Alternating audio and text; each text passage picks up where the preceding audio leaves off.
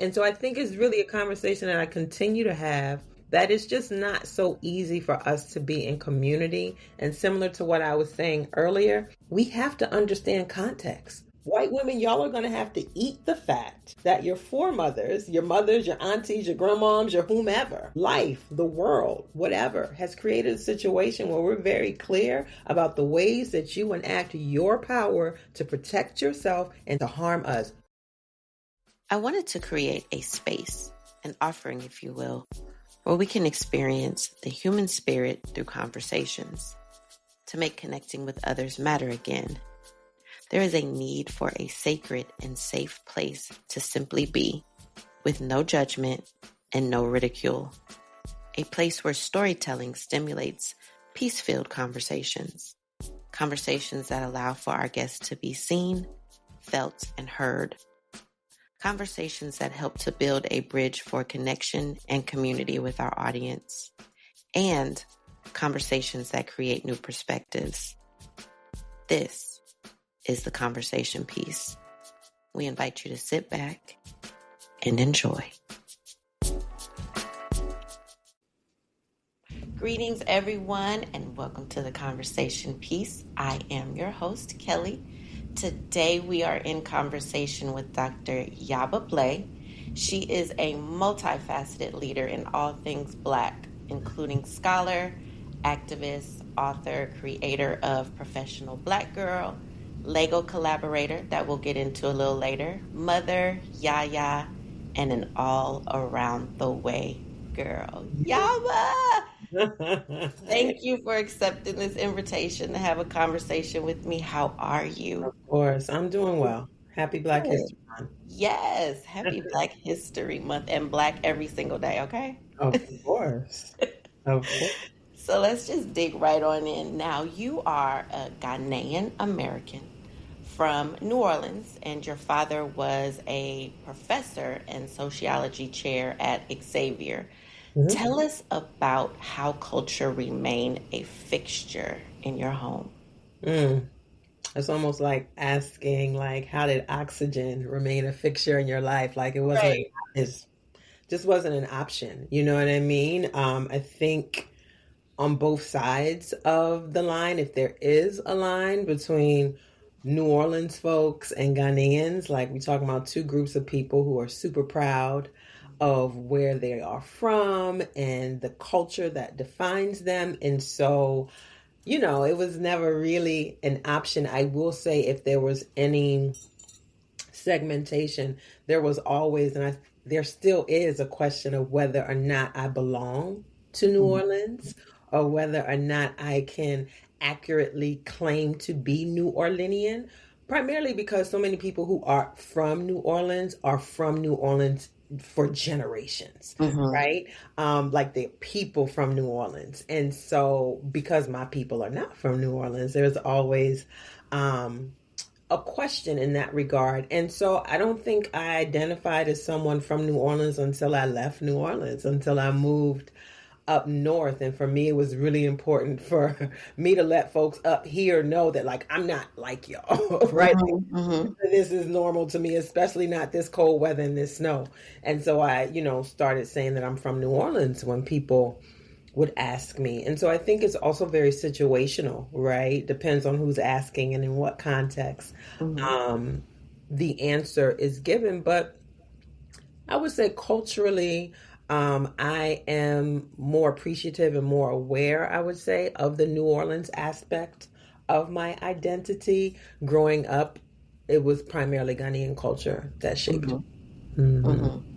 And being from New Orleans, that is the home of classism and casteism. How was your experience with that being in New Orleans, if anything? Oh, for sure, of lots of things, but I mean, I wouldn't necessarily say it's the home of those things. I would say it is an example that we often point to, particularly for Black folks, right? Like, this is the place where we can name the thing for sure without question. Like everywhere else, it's like, oh, could be, maybe be. It's a difference of opinion or perspective, but like there's no difference of opinion or perspective when it comes to New Orleans because it is ingrained in the history of the space. Mm-hmm. And so, there's a historical reality that's based upon skin color and classes that are connected to skin color, as well as ancestry, right? Having a French last name, having French ancestors, for example, um, guaranteed a particular position in society. And so if we primarily, I think for me, it's more about the color Mm-hmm. caste system than the class situation, because I grew up middle class. Mm-hmm. I grew up in the suburbs. And so color wise, I mean, you can see that I am very dark skinned, and I think that's in any context. And what's so interesting, because I was teased growing up because my skin color was always a point of reference to who I was, right? Um, Even in this moment in my mind, I feel like I'm like the darkest. And I know not the darkest, but let me say of the darkest people there are. Um, and so, like, when I see Sudanese models, for example, I'm like, yeah, me and Alec Work are the same color, right? And other people are like, no, you're not. And I'm like, yes, we actually are. I mean, having the experience, well, first of all, growing up, and I know I'm going all the way around the bush answering your question, Mm-hmm. but, you know, I'm a Gen Xer, was a teenager in the 90s, wanted to start wearing makeup, of course, about senior year. Well, before senior year, you wearing eyeliner and mood Mm-hmm. lipstick. But like senior pictures, getting into high school, wanting to experiment with makeup, particularly in terms of like foundation and powder, and just remembering like I just always went to the end of the spectrum, right? Because like I had to go with the darkest, and even so, it wasn't the right color for me. So I have lots of pictures looking ashy. And so then, then when we come across, not even fashion fair didn't even do right by me. But I remember the first makeup line that did right by me was Black Opal. Mm-hmm. And I remember going to the end of their spectrum without, this is drugstore makeup. We're not testing nothing. So you just assume Right. the color, right? Getting home and putting it on and it being too dark. Mm. And me being like, how is this a thing? Because who is darker than me? And so all of Mm. that to say, very much, um, I don't want to say scarred or traumatized, because I don't want to give it more power than it deserves. And I also don't want to minimize the power of those words, right? And still, Mm. right, those experiences very much marked me, very much guided how I navigate. I'm not going to say the world, because I've had different experiences in Ghana, of course, Mm-hmm. and in the Mm-hmm. Caribbean and so many places. But I think New Orleans made such a point of pointing out my color and that I was different than everybody else, that I've just always assumed that I, was so different. Like I was Mm-hmm. literally the black spot in the room. And so, I mean, as a kid, I'll fight you, I'll cuss you out. I'm not going to give you the opportunity to think that you're doing anything to me. Mm-hmm. I'm not crying on the playground. Right. That definitely felt some type of way. It definitely made me feel some type of way, and it's definitely stayed with me even now. Right.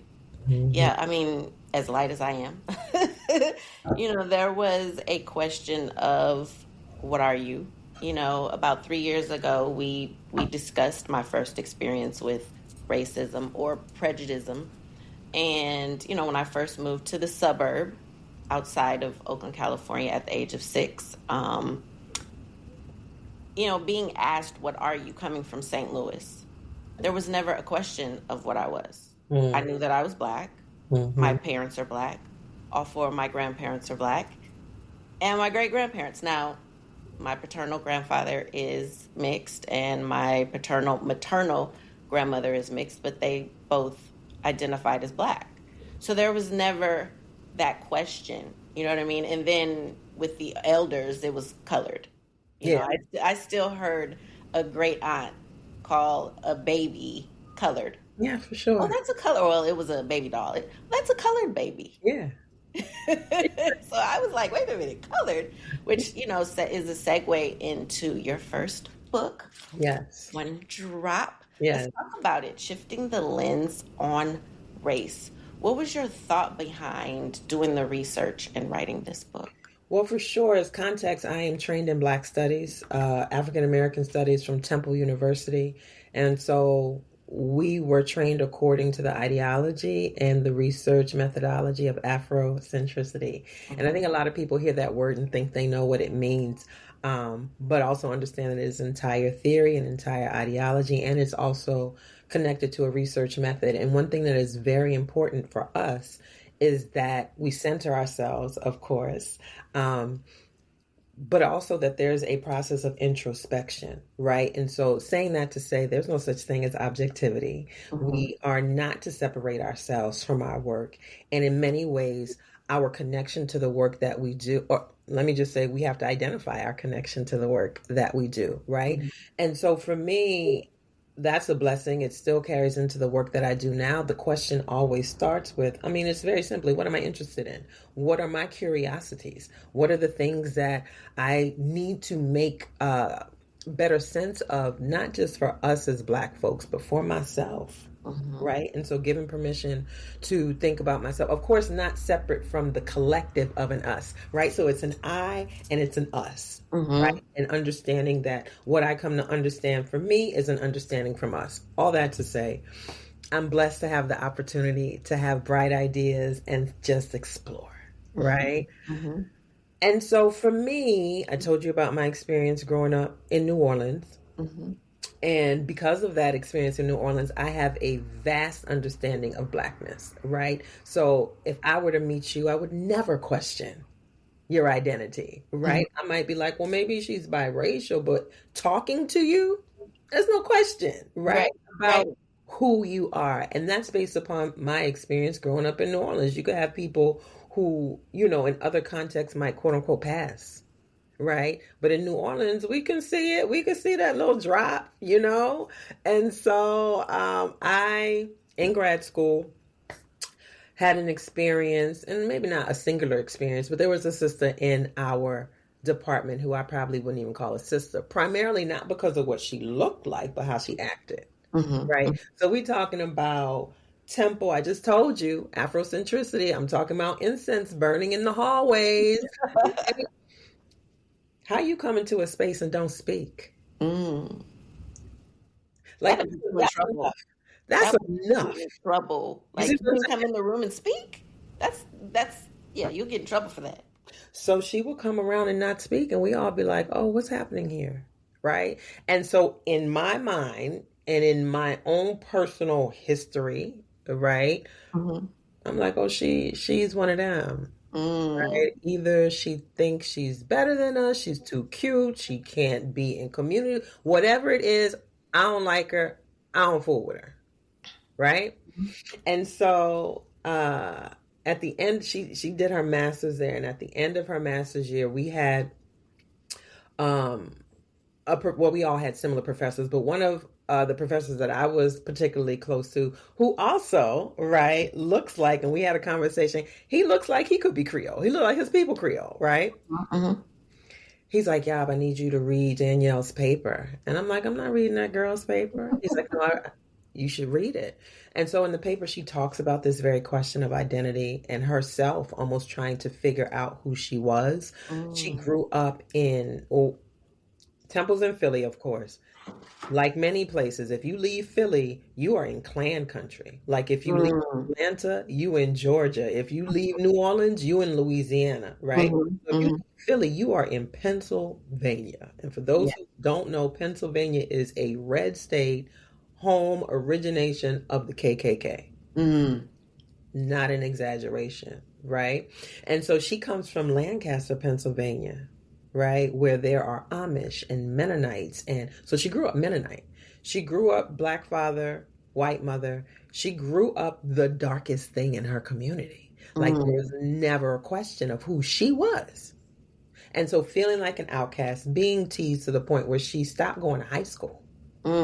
That's how real it was for her. And then coming to Philly, she purposely chose Temple for no other reason, but she was going to be in Philly.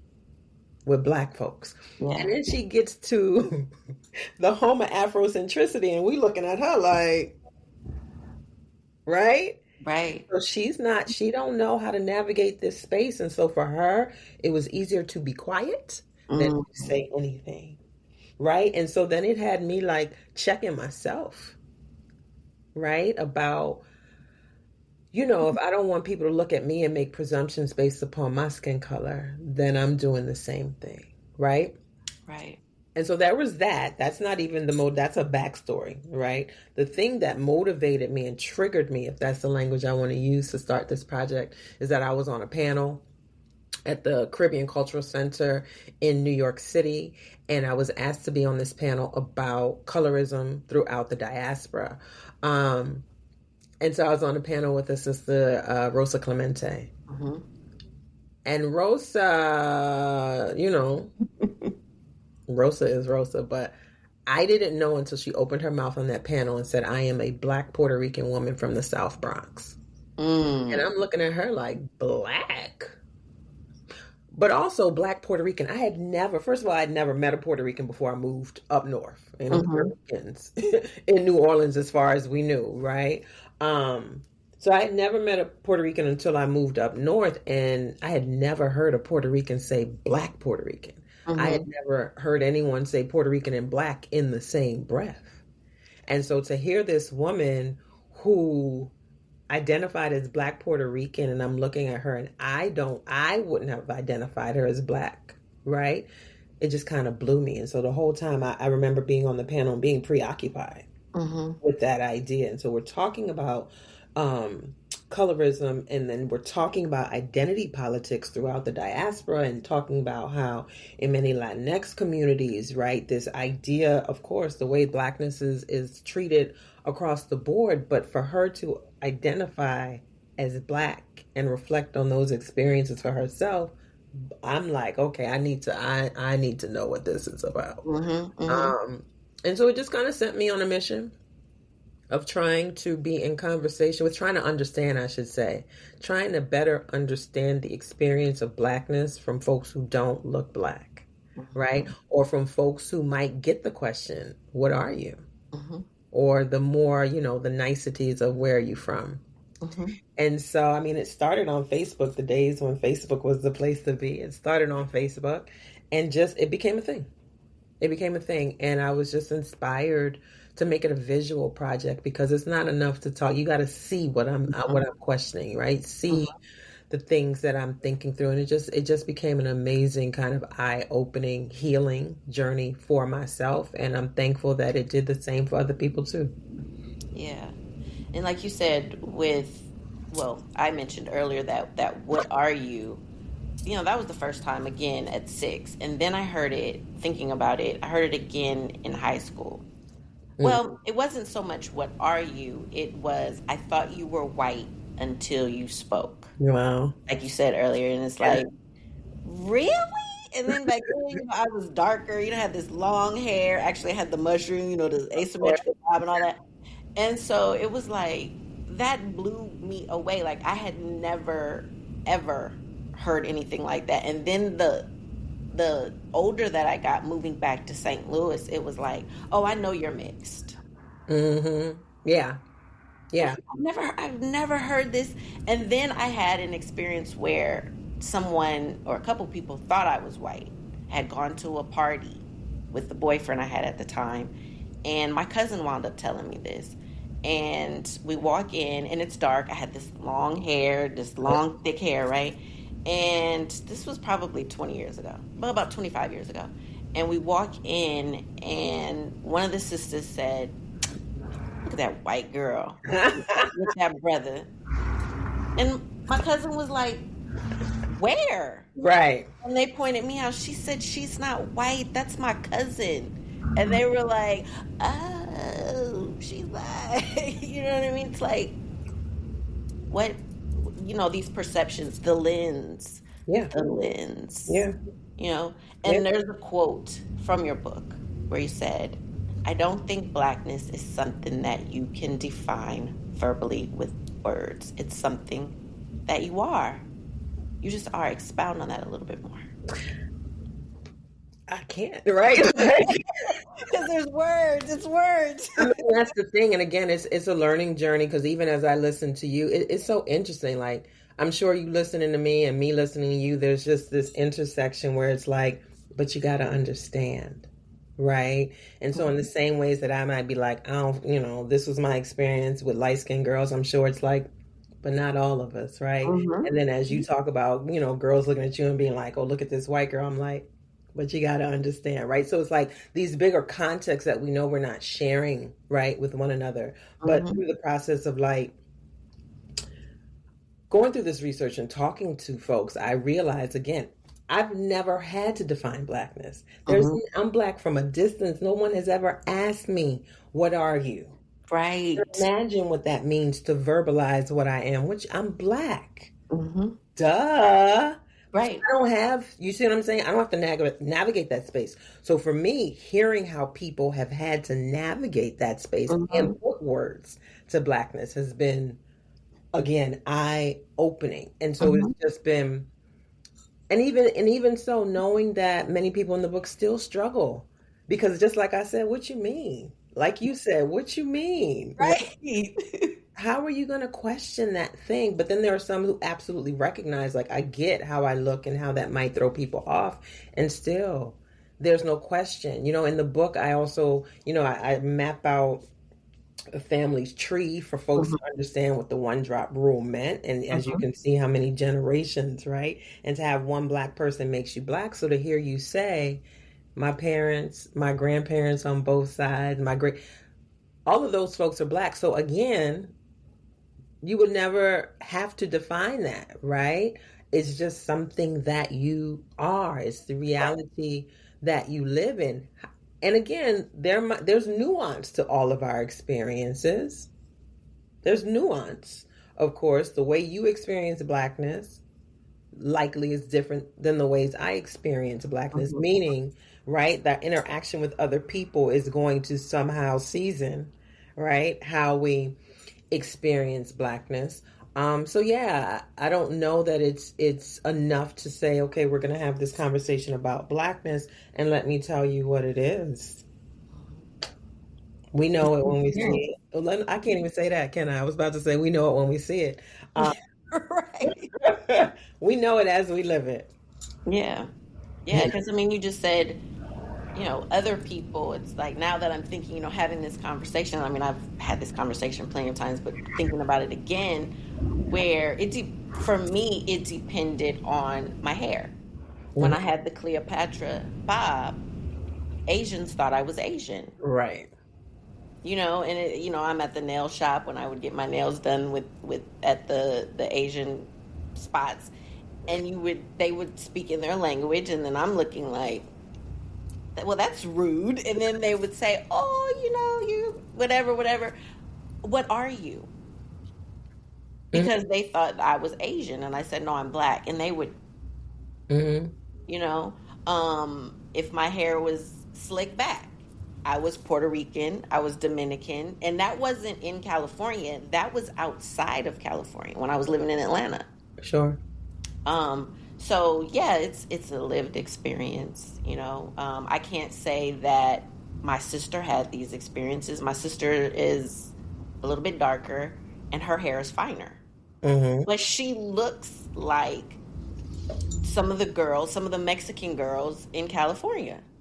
Or she can pass for Puerto Rican or Dominican when she wears her hair curly. So like you said, it's an experience. We can't really describe it. It just is. It is. It just is. They're varying experiences. I think the thing that's interesting even now is that I did the work thinking of racial identity, right? And the ways that race has been projected onto our bodies and the ways that we read race based upon bodies. And interestingly enough, I think a lot of people, it's interesting on both sides, right? Like I have folks who are racially ambiguous, for lack of better term, who feel like, okay, thank you for doing this work, right? Thank you for putting these stories out so we can shift the lens, so we can Mhm. have open conversations. And then there are folks who are like, yeah, nah, they're not Black, Mm. right? No matter what you say, they're not Black because I'm Black in a particular way, which means the world sees and treats me in a particular way. I don't have the option, right? If we think about the discrimination that takes place across the globe in various situations based upon race, if somebody has a question about your identity, you are likely not going to be immediately discriminated against. Right? It would take you to talk. It would take someone to actually dig and ask more questions to know what you are, as opposed to I don't have to say a word, right? So then there's that again. There's no right, there's no wrong, there's no front back. Like all of this is about opening the conversation, which I think they're conversations that we didn't have publicly Mhm. necessarily as a community. And then the other piece is it's a book about race and racial identity, and I think there's some folks who on both sides assume that I don't know how to put it, don't take into account. I'm not questioning racial identity based upon appearance anymore. Mhm. That doesn't mean that that does away with colorism. Like it's Mhm. one thing to acknowledge, okay, yes, you're Black. I'm not questioning your identity in that regard, but don't take that to mean I'm saying that colorism isn't a thing. Right. You see what I'm saying? Like, Yes. yeah, and so it's been an interesting kind of space to navigate in terms of who people think I am and not who I am, but what I'm about Mhm. and what my work is about. Um, yeah, it's just been an interesting space to navigate. Yeah. So in 2012, you were a consulting producer for CNN's Black in America. Hmm. Who's Black in America with Soledad O'Brien, Hmm. which, a lot of people question, what is she? How did you become a part of this series? Was it because of the book? Well, it wasn't a book at the time. It was because of the work I was doing. And it didn't even feel like work. It was because of the conversations I was having on Facebook. It was because Mm. of, again, I'm interviewing folks, putting up their pictures, asking questions. Like it was happening in real time on Facebook. Mhm. And one of the producers, I think she followed, we had a mutual friend. Something happened where she came across the conversation and she reached out to me and they wanted to do something similar for their last installation of Black in America. And so they wanted to close it out with this question of who is Black in America. Mhm. And so, yeah, I got called in, invited to be a consulting producer to help bring that episode to life. And so Soledad is in the book because of that connection. Um, Danielle, the sister who I was talking about earlier, who I went to school with, she was on the episode, as well as another brother from Philly, Vision. He was on the episode as well. Mhm. So yeah, it was because of one drop. Okay. Hmm. So, Black. Let's discuss the capital B in Black. Hmm. Why the capital B? Why not? Why not? The thing that's so interesting is I'm big on language, Mm-hmm. insofar as saying something out of your mouth reflects what you feel in your spirit. Saying something out of your mouth reflects what you hold in your head, what you think. And so for me, because I am a visual person, for me, if I look, I've never been comfortable with that lowercase b. Mm-hmm. Like reading about Black people, like if Negro is capitalized, if colored is capitalized, if, well, no, colored wasn't always capitalized. I think color was capitalized in the international sense, like when we think of South Africa and we think of Mm-hmm. the UK, but not necessarily in the States. In any case, reading that lowercase b, my child's mind would always make the parallel between, we're taught proper English, or the way to write is that when there are things, proper nouns, things Mm-hmm. that are important, you capitalize those things. Mm-hmm. And so it just never sat right with me that we're talking about a people, we're talking about a culture. Like you wouldn't write Africa without that capital A. You wouldn't write Ghana without that capital G. You wouldn't write New Orleans. Like, why are we writing Black? with a lowercase b. That was absolutely solidified once I got to Temple. I mean, I got to Temple. We're not even calling people Black. We calling each other African. Okay. And so to write Black, also to recognize Black as a political identity, not a color. Yeah. Right. Which is interesting, which maybe we'll get into. It's interesting in this time and space and moment because I also recognize that not everyone, I'm not going to say define, but not everyone regards Blackness the same. Like I'm a Pan-African. So Black capital B relates to all people of African descent across the diaspora. And for many people, Black means they conflate it with African American. Another conversation. But for me, yeah, it was never a question.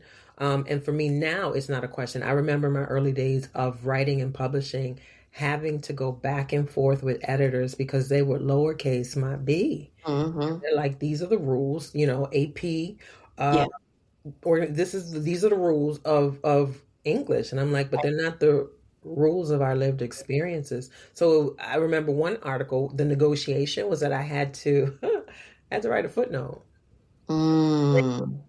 why I was doing that. So at the time that I published One Drop, so interesting because if we understand the timeline, that push to make the B capital didn't happen until the post 2020 BS of the United States, quote unquote, reckoning its racial history. And it felt like a moment in time where, like, if we said it, they did it. And so at that moment, that's when the rules changed, right? So I was capitalizing B long before that because let's talk about it. Let's talk about the political side. I mean, that wasn't what I had written down, but I mean, we could talk about it all day. You know, yeah. What is the political? I mean, anytime you talk about the politics of something, you're talking about negotiations of power. Yes. And so much of our lived experiences are about negotiating power. And so, again, I'm coming from a Pan-African perspective, you know, from Marcus Garvey to Kwame Nkrumah to my daddy. You know what I mean? Like, it's just never been a question for me, you know?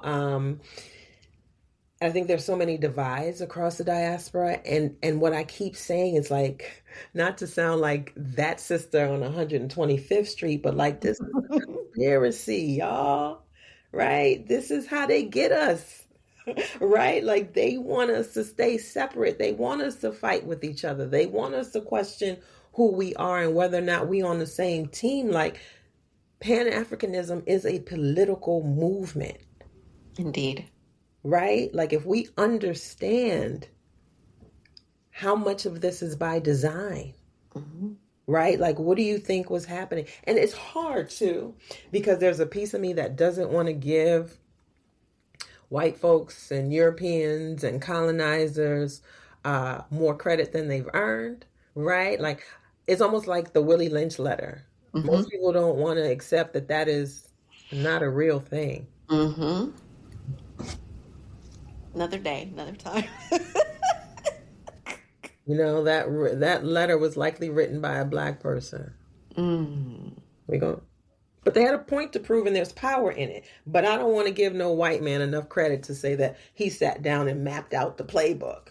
Another conversation. I know somebody's gonna argue with me about that, whatever.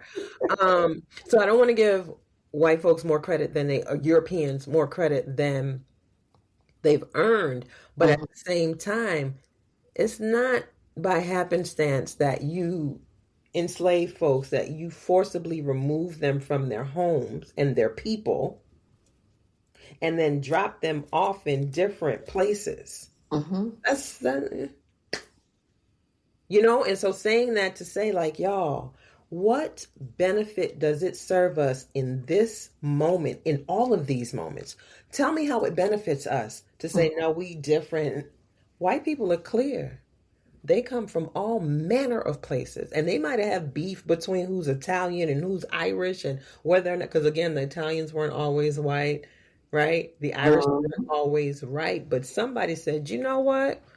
it might be to our numerical benefit to go on and let them people in and allow them to be white, to designate them as white, because we cannot afford to be talking about, I'm French, I'm Spanish, I'm Irish, I'm Italian. Hello. How does it benefit us to say Ghanaian? And again, it is not to say erase your identity at all. We have to honor our ancestors. I have to honor my people and proudly announce that, yeah, my people are from Ghana. But there's a time to be Ghanaian and there's a time to be Black. And in times like this, I got it. That umbrella of Blackness, the umbrella shields us from the storm, y'all. Blackness is the umbrella. We cannot afford not to hold that umbrella up. We can't. Not in this moment. Not in any moments, but especially not in this moment. And so a lot of the conversations that we see happening now, I get it, but I also don't get it. There's time for everything. And so, yeah, that's the political fight that we're in. Again, negotiations of power that come into play based upon how we're defining ourselves. But for me, I don't conflate Blackness with African Americanness, with Black Americanness. Like, that is an absolute culture. That is an absolute identity all its own. And still, I think, I believe, I live that it also, exists under the umbrella of Blackness in the same way that I do, in the same way that so many of our brothers and sisters across the diaspora do. Yeah. Yeah. Well, I was going to go into something else, but since we are talking about power, what is white supremacy? It's hard to give a succinct definition, but I can characterize it first and foremost. White supremacy is not white people.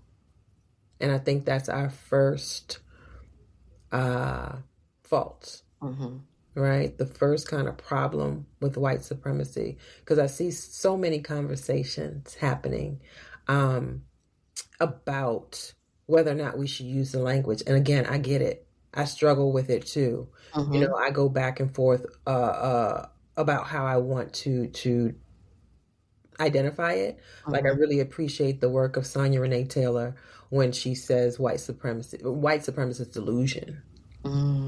Yes. Because it is a delusion, right? But it's also not personalized. It's not individualized. I think when we conflate white supremacy with white people, we forget that all of us can be agents of white supremacy. There are lots of Black white supremacists who don't even know it, because it's an ideology. It's an ideology, a political ideology, right? That is absolutely at its core presents whiteness as the norm.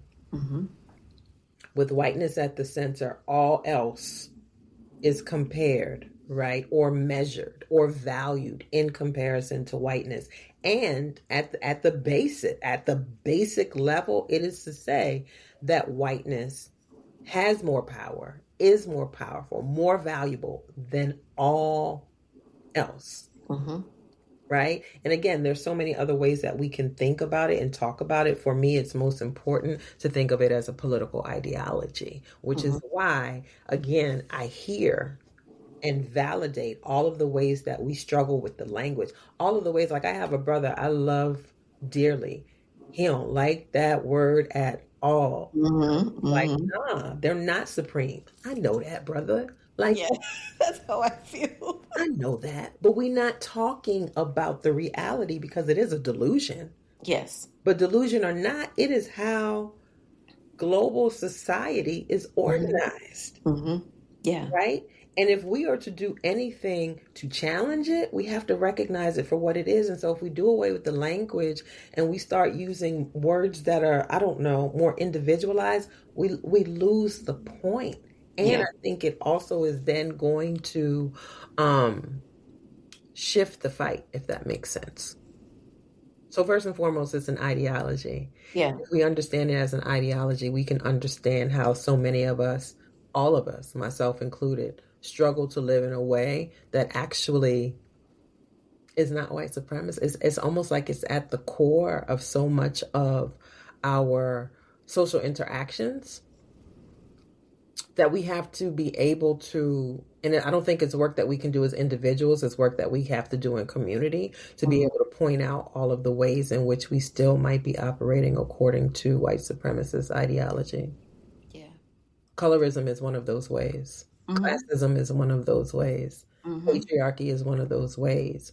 Even the language of, what am I trying to say? When we talk about like the ways in which our community is sexist, right? The ways in which oftentimes we talk about, not we, but we hear folks talking about, well, that's just part of the plight to bring the black man down. Why just the black man? Right? I've been in conversations when it comes to Sean Combs, when it comes to Robert Kelly, when it comes to insert other black celebrity who's done some fucked up shit to women here. And the minute we have a conversation, they just trying to bring the brother down. Is that so? Right. So we just gonna throw away everything this brother did and say this is what they do. What about the women that he harmed? Hello? So again, if we understand white supremacy ideology, that ideology, again, a hierarchy, that ideology says men should have more power than women. When we start talking about hierarchies, black women are at the absolute bottom every single time because we are black and we are women. We are at the bottom. Period. And so it's almost hard to, like, why do we have to name and claim and fight for our humanity? So yeah, people struggle. Let me not say people. White supremacy struggles to identify black folks as human. What's that mean for black women? So if we're talking about the ways in which patriarchy functions within the black community, that's double the oppression, right? And so that's what I mean by ain't no white people involved in that. That's what I mean by us replicating white supremacist ideology within our own communities. Same with class, right? So yeah, I don't know if that answers your question, but no, that was perfect. I mean, I remember when, I guess this was around 2020 when I was really in my pro-black bag. Especially when, I remember I shared with you the whole whiteness thing that I saw on Instagram one time, and I was just like, what we are not talking about. And I love black men. Me too. How black men benefit. Oh God, yes. From one, the patriarchy, of course, and then the whole whiteness, white supremacy. Because you know that I told you 3 years ago when we had that conversation, like the brother you were just mentioned, ain't nobody supreme over me, especially who doesn't look like me. Right. But when you break it down as the ideology, which I know, and I'm big on language as well, I'm still not going to use it. However, I understand it more. But yeah, how, brothers, y'all benefit from this. Yeah. We need to have a conversation. You know, we need to put a panel about that. However, back to you. So, you know, we just spoke about black men, black women. Let's segue into back in March of 2022. You were in conversation with Glennon Doyle and Abby Wambach regarding, quote, white women tears and their fragility. Girl, let's get into it. How? Why? How did it come about, this discussion? 2020, I was a part of a social media campaign called Share the Mic. And that campaign paired white women with significant followings on social media with black women who they named as like thought leaders and voices. And so I got paired with Abby Wambach, who is the wife partner of Glennon Doyle. Glennon Doyle, we laugh about it. I call her the white lady's Jesus. She has a huge following, Mm-hmm. and her book Untamed was on the New York Times bestseller list for 90 something weeks. That's almost Mm. 2 years. Mm. Okay, so clearly she has a large following. And Abby used to play on the U.S. soccer team. Okay. Big following as well. So I was paired with Abby. Tarana Burke, who's one of my best friends, was paired with Glennon. And Mm-hmm. so what happened was, on the day of the campaign, we, not that we switched, but we took over their social media accounts, and we Mm-hmm. were able to do whatever we wanted to do with the accounts. So I was so black on Abby's page. Ooh, I was posting. I did Judgment Free Zone in her stories that night. Blackety black, black. And of course, the whites didn't like it. I was thankful Mm-hmm. that I was paired with her, though, because her audience wasn't as volatile as I saw so many other people's, like Bosom of St. John. She took over, was it Chloe? It wasn't Kim, it wasn't Chloe. It's one of them sisters. Mm. Took over her account. That girl's audience, they were awful. Oh, wow. Awful. Awful. It was awful. I didn't have that experience. And so um Glennon and Abby have a really popular, well-known podcast. Now, let me also say that from the time of the Share the Mic campaign, um, and the time that episode dropped, we're talking about 2 years, Mm. right? And so within that time, I can say quite honestly that we forged a friendship. And prior to that moment, I ain't had no white friends. Mm-hmm. I've been very privileged to grow up, live in, be surrounded like black across the board. Now, Oh, it's not to say I don't know white people. It's not to say I haven't worked with white people, went to school with right. white people, all the things. But a friend, because I define a friend as, have I been to your house? Have Mm-hmm. I eaten out of your fridge? Right? Mm-hmm. That kind of thing. So we became friends. Um, and they've been really supportive. At the time, I can't remember what happened. I can't remember what happened, but something happened because of that campaign. And it might have been the ways that many of us were treated. I think also something happened. Oh, yes, I do remember. I was doing Judgment Free Zone Mm-hmm. very publicly. And for those of you who don't know, Judgment Free Zone was my way of just being myself, being Mm-hmm. Yaba, not having to be Dr. Blay all the time. And so I'm somebody who's silly. I like to laugh. I like to be inappropriate, all those things, all the things that you wouldn't expect Dr. Blay to be in her Mm-hmm. social media space. So I'm like, no, I'm gonna be Yaba. And so I would post and curate memes and all kinds of, jokes and things, and share them on my page or through my stories, especially because of quarantine and we all needed some level of Right. entertainment. So it became like a weekly show. Mm-hmm. I remember. And so one day, it was a Saturday, and what I would do is I would announce that the stories were up to folks by putting something on my page, like, all right, y'all, it's time for Judgment Free Zone. And on this particular evening, it was a Friday, I had posted this video, which many of you have probably seen. And it's a video that people use to say, this is how unbothered I am. Mm-hmm. So it's a video of a brother in the front seat of his car, and he's like, I'm cute. He's doing all this in the camera. Meanwhile, in the back seat is two brothers like going at it. He's not involved, right? Right. So then the next day, a white woman, and I watch this happen in real time, because oftentimes when I post, I'll just be online, I'll look at comments, I'm engaging, yeah? I'm watching this happen in real time. This white woman follows me.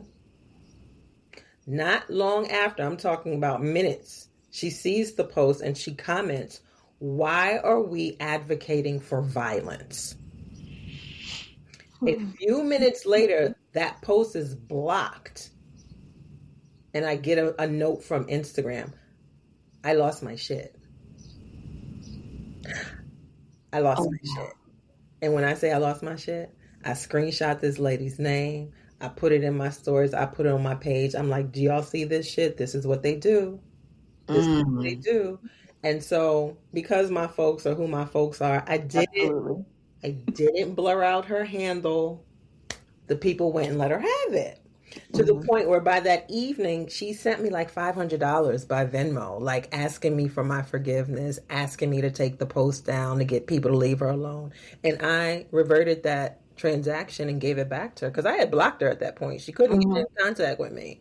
And so I went back to, because Glennon was on the organizing committee, I want to say, and I went back to them like, yo, we need to get the whole group back together because this is the harm that y'all put us in. Y'all fought Black Squares and Black Lives Matter. Y'all fought that this initiative was going to do some good and bring some education to your very white audiences, when in reality, it put us in harm's way, which is what working with y'all often does. I lost my shit. Right? To the extent where now I'm in conversation with the head of Instagram, apologizing, giving me that's when I got my blue check. Right?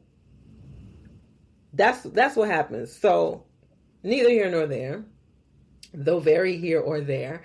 Abby and Glennon invited me to be on the podcast to talk about a lot of things, my book, my work, and then, what had happened. And so that clip is coming out of them asking me about, not my I actually forget the exact question. But yeah, it was me talking about and being very clear, about how we relate to white women, but also what part of the problem is, because that lady, she enacted her tears, whether they were physical or not.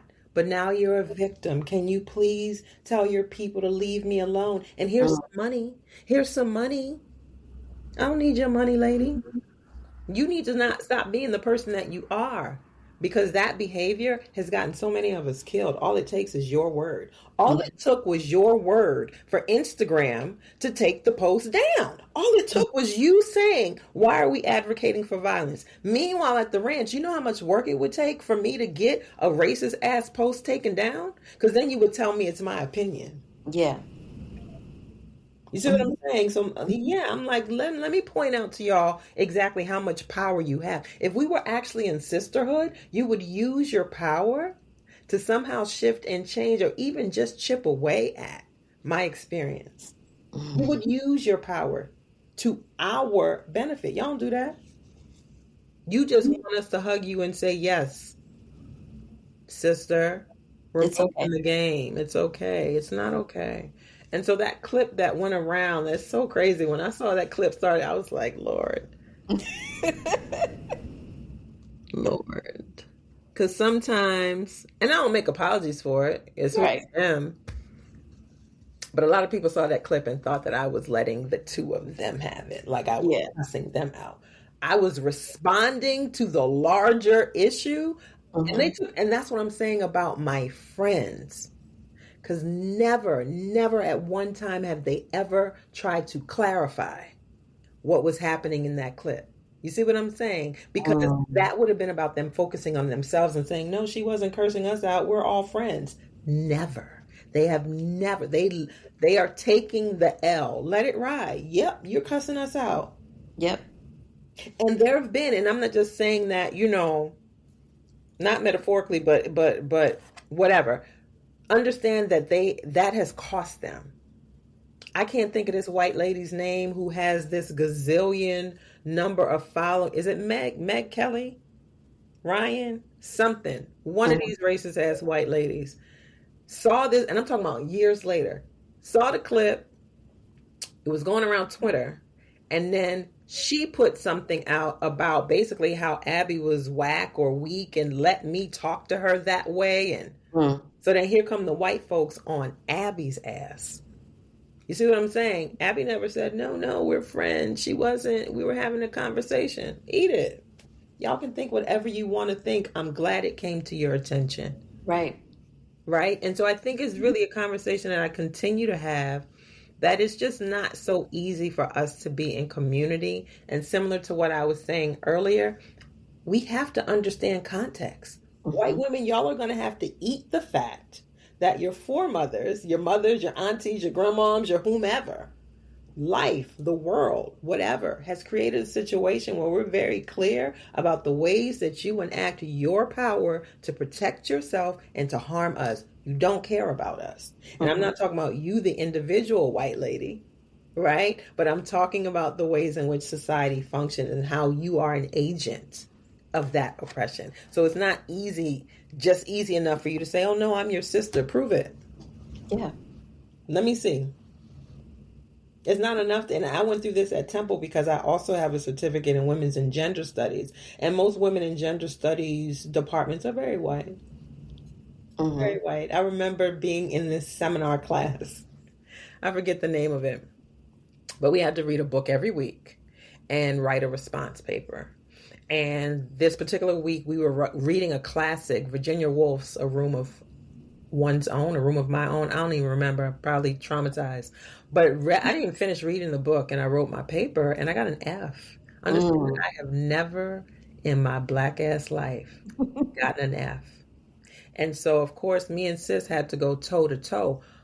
I wrote that I can't relate to this because the assignment was often like, how do you relate to this? I don't relate to this. I'm a black woman. At that time, my ancestors were not fighting for a room of their own. They were fighting for their lives. What you mean? How do I relate to this? Oh, no, I mean, as a woman, I do not relate to this. You cannot remove my blackness, my Africanness. You cannot remove history from the context of relating. And she was standing down on her F. So I took it to the chair. I'm like, you can take this to the dean. I don't care. I'm not taking an F. And so the compromise was that I didn't have to finish the course. I could finish the course independently. So I picked my own books. I wrote my own papers and I gave them to the chair every week. Good for you. I'm not doing that with you, lady. Absolutely not. You see one thing about us as black women, you ask, we're gonna tell the truth. You don't even have to ask. You don't even have to. That too. Yeah. You don't tell it. So we have lots of experiences where it's not enough to just say we're women. Yeah. We don't, like I said, black women, we're at the bottom of the hierarchy. And so we don't get to, we don't have those luxuries. No, we don't. At all. Mm-mm. Well, let's switch gears. Let's go to pretty, period. You just gonna talk about all the work, huh? Yes. I'm a researcher by nature. As a Sagittarius woman and you, my sister. Yes. So this was a hashtag on Instagram back in 2013. You were quite the innovator again as a Sag. A December one at that. What was the concept behind this one, sis? Pretty period as a hashtag, but also as a response, and a response to the kind of backhanded compliment that many of us have gotten is like, oh, you're pretty for a dark-skinned girl. No, if I'm pretty, I'm pretty, period. Right?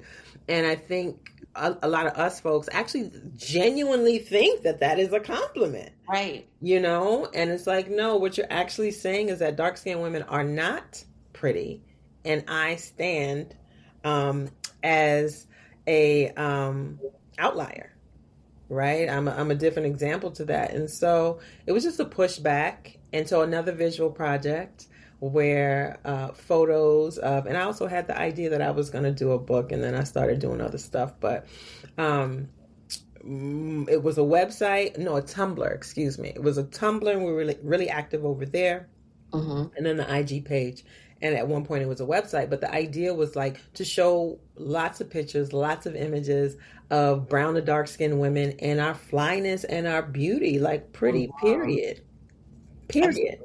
Yeah. So it was another passion project, another project of love. One that, and the thing about it is, again, I'm going to have a bright idea. The issue is that I'm one person.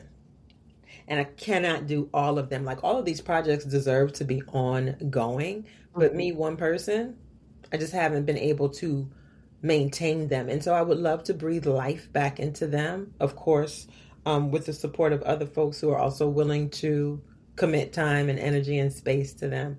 So, yeah, I don't want to abandon the work that I've done, but it's there. The Instagram page is still there. It's not active, but if you scroll, you can see so many beautiful images of us. Yes, let's go into another project. Mm-hmm. Professional Black Girl series and digital community that celebrates Black women and little girls. Where did that come from? Oh, and got my t-shirt. Ah, where did it come from? It came from me teaching at an HBCU, North Carolina Central University, in the political science department, and most of my babies said they were going to be lawyers. And so many of them, whether they wanted to be lawyers or politicians or anything quote unquote professional, I would see them whether they had a job. None of what am I saying? You know, they would have like career. What do you call them? They would always be in like the gym, but like days, career days. expo, or you know what I'm saying? Yes. And so where you have all these companies come Career fair. Have all these companies come, they would set up their tables, and if they were hiring, they do interviews, yada, yada, yada. And they would all have, like, the sisters would have their hair pulled back. They'd have these drab ass gray suits on, like whatever it is someone told them professional was. And we talking about sisters who, like, if you in my class and you got your 30-inch bust down, you got your lashes, you fly, you know what I mean? And then you go from that to completely code switching into something drab and dreary because somebody told you that's how you had to look to be seen as professional. Again, insert white supremacy, insert classism, insert elitism, insert another hierarchy that says if you dress a particular way, you are better than those birds and those hood rats who don't amount to anything. Right? So that what we wear and how we look now becomes a uniform, a costume, right? A way for folks to try and identify who we are based upon how we look. And so I'm like, yeah, y'all don't have to do that. Now, again, I don't have no job for you, right? So if that's the thing you got to do, I feel you and I understand, but I also need you to understand that, yeah, it's called code switching. If that's what you're going to do, I feel you. I get you. That's not who you are. It's not who you have to strive to be. So that's when I came up with the language of professional Black girl, like flipping that idea of professional on its head. Like that 30 down, bust down, sis, that's professional. That particular blonde hair, that's Black girl blonde. Don't nobody wear blonde like Black girls do. Those are two different things, right? And so just wanting to affirm us in all the ways that folks think that, you know, things are hood rats or birds or whatever the case, we're owning the idea of being a round the way girl. It is so much part of our identity. Again, I'm sorry, don't nobody flex like Black women and girls. Nobody. And so it really was a way for us to like affirm each other and recognize that, yo, that thing that we did that our parents may not have liked, that's us. That's what we do. It's how we do. And so much of it comes naturally. So a lot of it was also built on nostalgia, right?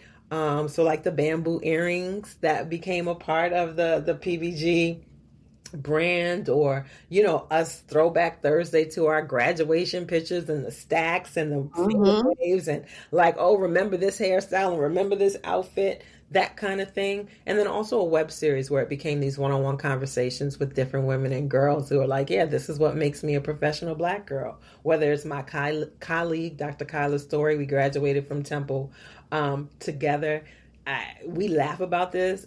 Kyla used to keep a jar of Pro Style gel in her bag because Kyla wore her hair pulled back and she was never going to allow for that hair to not be slick. And so like if we were on campus all day and our last class might have been like 4:30 to 8 or something like that, Kyla was going to be in that bathroom before class, making sure that thing was slicked back. She had a jar for her bag. She had a tub at home. And so we talking about a PhD student, right? Or we talking about sisters wearing red lipstick at a time where like Black women weren't supposed to wear red lipstick. right? That make you a hussy or fast or Jezebel or whatever your auntie will call you, and make us think that we couldn't wear it. And so, yeah, all of these ways in which we affirm that identity and push back against whatever standard says that I have to look a particular way. Even me as a professor, I'm not looking like my colleagues who are wearing business professional. I might go to class wearing a pair of Jordans. Mm-hmm. You know what I mean? I'm teaching my students. They not think about what I have on. In fact, they actually become more human when I come to a room wearing clothes like the human being that I am. Exactly. Right? And so, yeah, another passion project, another project that I adore.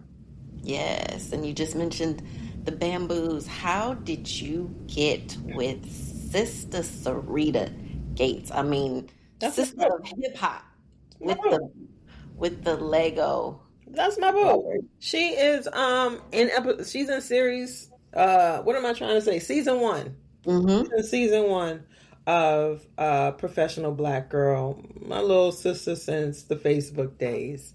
And so what I didn't know was that she was such a big Lego head until Got mine.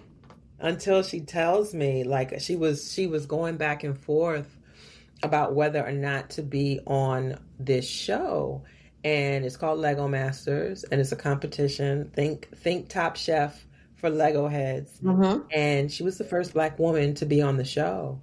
And I remember her reaching out when she got the invitation to go, and she was like going back and forth, and I'm like, yo, it's not like they asking you to be on Real Housewives. It's not Love and Hip Hop. Go do your thing. And so that's when I learned that she was a big Lego head. I had no idea. And I also learned through her that there's a whole world of Black girls who do Lego. I had no idea. And so when she came to me, it's like, I'm thinking of doing, some stuff for Black girls. I'm thinking of doing like a bamboo earring. And I'm like, you're not doing that without me. Period. I literally bogarted my way into it. And so we created this fellowship. And so working with her for a year is really like bringing Professional Black Girl to the Lego world. And so we started, our first drop was the bamboo. Sold out in like a week, 10 days. Yeah. And so for my fellowship, I am dropping, am I a liar? 5? Dropping 5 sets. Our next one coming out soon. And each one is to tap that kind of recognition of like Black girlness. Because again, there are thousands of Black girls who do Lego, but they're getting, kits that are, again, standard, kits that everybody gets. So wanting to make sure they see themselves in a world that is predominantly white. Yeah. Because that's one thing. That bamboo, I mean, back in the 80s, I had 5 on the right. I have 4 on the left, and then sizes. Absolutely. Yep. I mean, you talk about professional Black girl. I mean, and I'm a hip hop head, so that was a staple for us. Absolutely. 80s and 90s.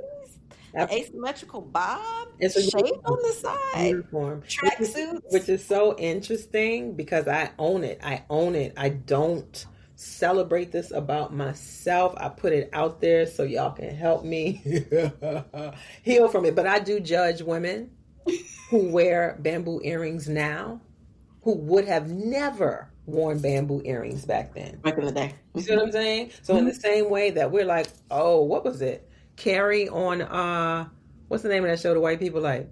Sex in the City. When she wore a pair and everybody was like, oh my God, the white people, cultural appropriation and all these things. I hear you, but also you couldn't have been in Jack and Jill in the 90s. And now come 2025, it's time to wear bamboos because it's a fashion statement. You see what I'm saying? But I'm going to release it. I'm going to let it go. Because it's not fair. It's not fair. Yeah. I don't know what people have been through. It's not fair. But you feel me. I feel you. Because I was her. I and still her. You see what I'm saying? Anyway. Thank you to the Stable Collective where I got all of mine. Oh yeah, like, Johnny in Philly. Oh man, I got like 5 pair for her. Amazing. Yeah, and Professional Black Girl, we had our own too, and probably going to try and bring those back. But we had a pair that had Professional Black Girl Oh yes, I inside. need those. I need Hmm. those. Hmm. Well, I don't want to take up too much more of your time. I do have to do this one though. Your short film, The Whites of Our Eyes, Whites of which was Our Eyes. of our eyes. Thank you. Excuse me Mhm. for that. Which was a recreation of the Clark doll test and centers around bleaching in your homeland of Ghana. Mhm. Tell me, what was the idea about that? I mean, it was an amazing short film, Yaba. Thank you. Thank you. Um, it's so funny. Every time you ask me the idea, I'm like, Right, right. Like, why wouldn't it be? It's the part of me. idea really was connected to this, my second book, which will be out, inshallah, next year. Um, and it's a book that's on beauty politics, Black beauty politics. It's turned into more memoir than I expected it to, but Hmm. nonetheless, the film in my mind, because I am such a visual person, I was already thinking of like what's going to be the visual accompaniment to this book. And I thought originally that I was just going because I was going to Ghana. And I just thought, okay, I'm just going to do like, I was thinking social media. We're going to do film, short things to put on social to kind of. And as we started doing it, my folks were like, yeah, no, this is bigger than social. And so we developed it into a short film, a 20-minute film. And it did start with me recreating the doll test in primary school in Ghana. And yeah, it was I don't want to say it was mind blowing because it wasn't mind blowing. It hurt. Hmm. It hurt to see the results not very much from 19. The Clark Dolls test, they actually started doing it in the late 40s.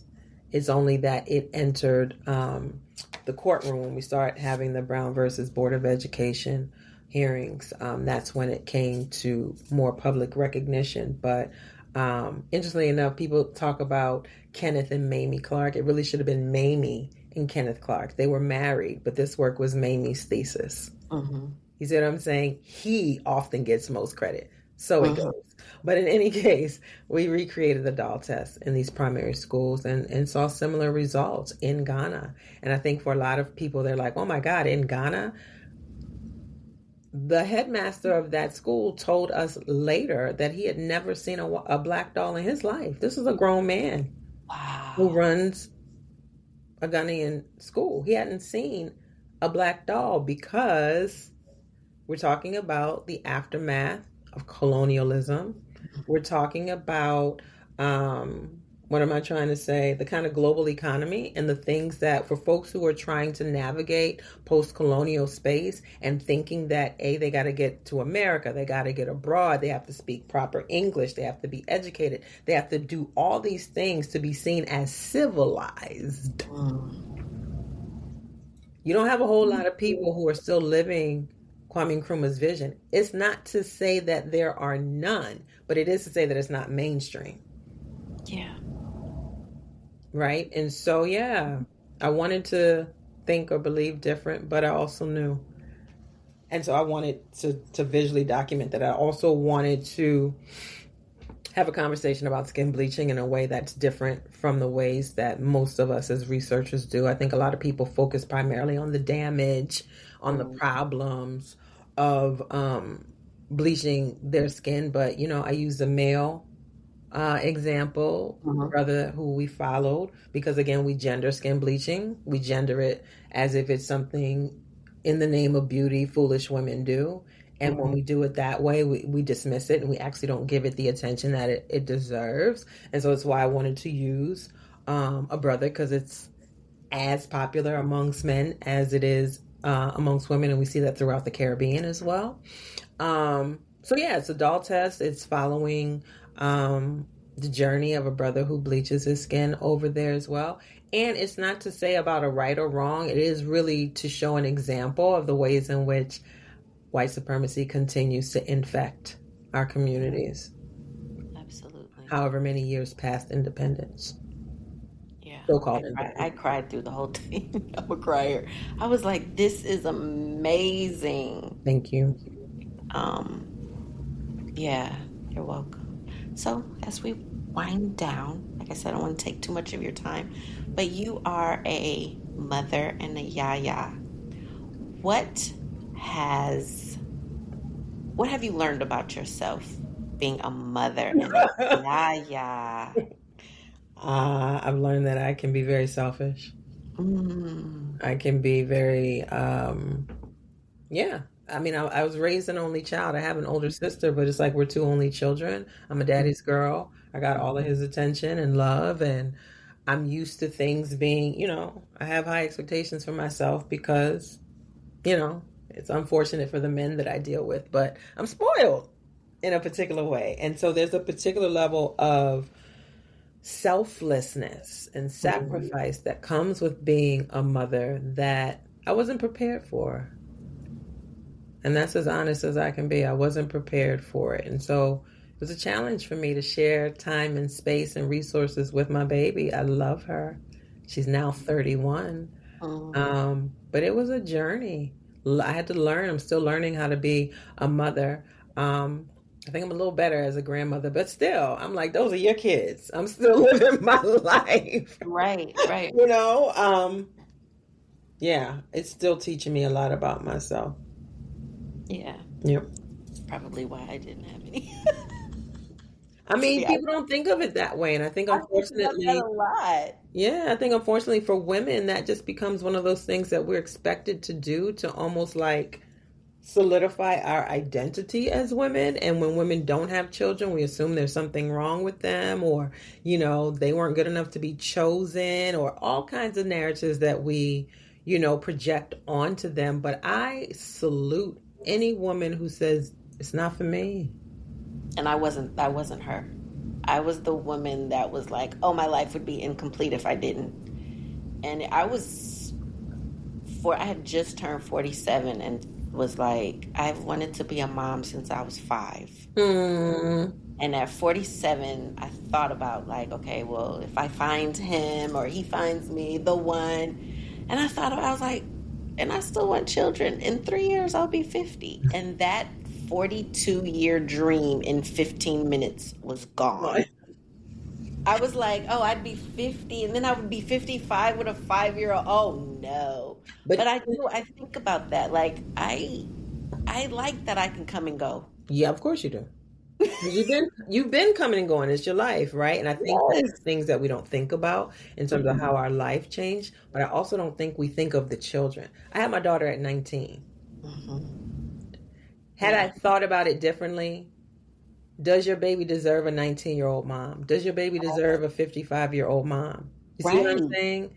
That's the selflessness piece. Am I thinking about myself, or am I thinking about the child? And I think for a lot of us, we struggle because we don't even realize that ultimately we're thinking of ourselves. Yeah.